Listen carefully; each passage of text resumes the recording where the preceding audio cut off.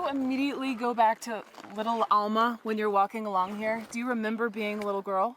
I do, but it's changed so much. And actually, it's like now because of what's going to be happening very soon. Like you see all this was not here the last time I was here. And the last time I was here was about 2 months ago. So they made an actual road to come up to the doorstep of my grandmother's house. They're making it all nice. They've made it very nice. Because this why? is all new. Well, they're making it nice, I guess, in anticipation that, it's going to be somewhere that people are going to come to since my brother's coming to Kenya. So it's in anticipation of having guests, having people come here. But do you think your brother will come all the way here? I don't know.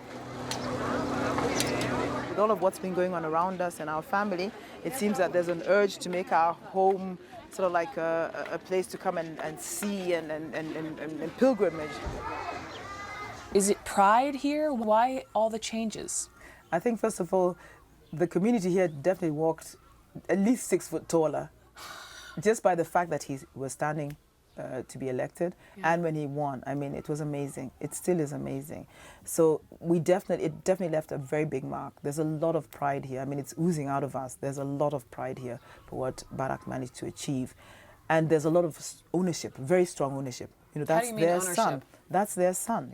They're very, very protective of him, very proud of him. Even though they want everybody to know. In their lifetime. I mean, I've got so many people who are related to me that I don't even know. Related to me because they just want to be part of it. All the kids who are named Barack Obama. Oh, there's so many, so many.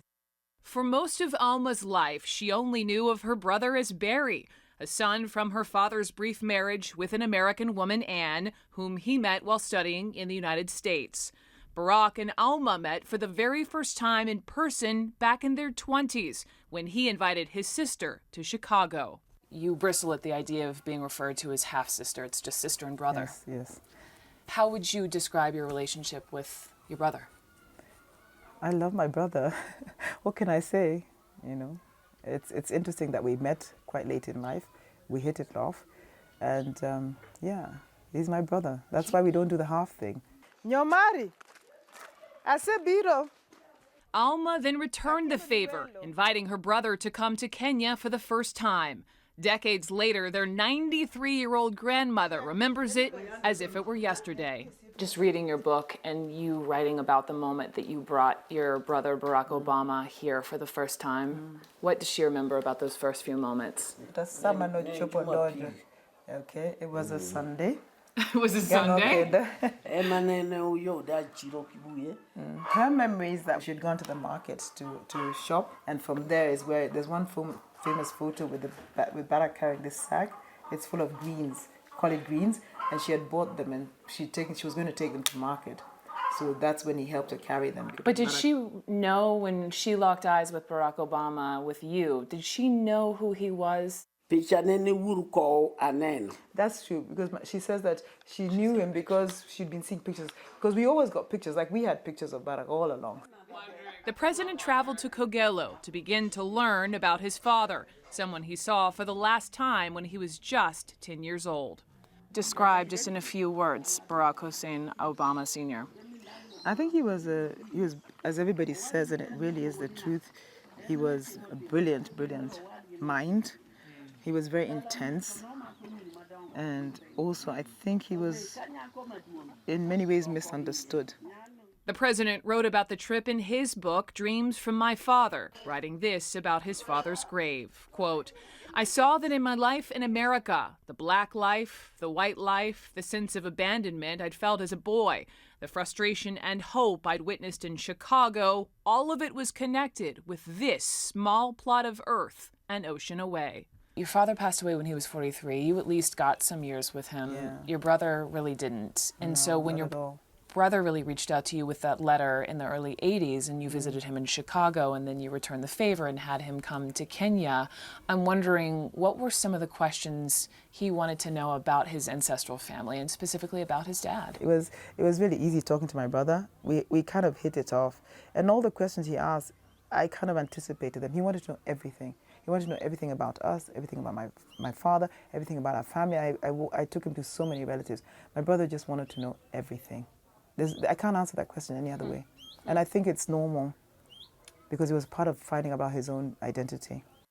When you got the letter to first meet Barack Obama, you thought it was your father's handwriting. It was like my father's handwriting, definitely.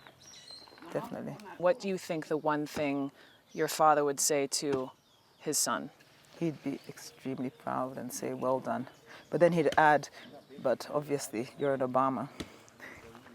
He was very proud. Alma has only become closer with her brother through the years. You are fiercely protective of your brother and your nieces and your sister-in-law, and I'm just wondering where that comes from. A sense of self-preservation. And even though they grew up half a world away, they share a passion for helping young people. I'm proud of our name because my brother really has carried our name up there and made it really, I mean, what can I say? It's made its mark in the world. And that is special. And it's special for us and for our children and for our communities because it tells every child that if you work hard, you can do whatever you want in this world. You know, you can make your future. So what I'm trying to do here, he has done. He's been in the White House for 7 years. Can you describe the most proud moment you've been of your brother? Getting in the White House. Getting in the White House. Getting in initially. Just getting in. He got in twice. I'm Yeah. proud of that. I'm seriously proud of that, yeah. Did you see him recently break out into Amazing Grace? Have you seen that video? I did. Amazing grace. I'm surprised he sang so well. It was amazing. It was amazing.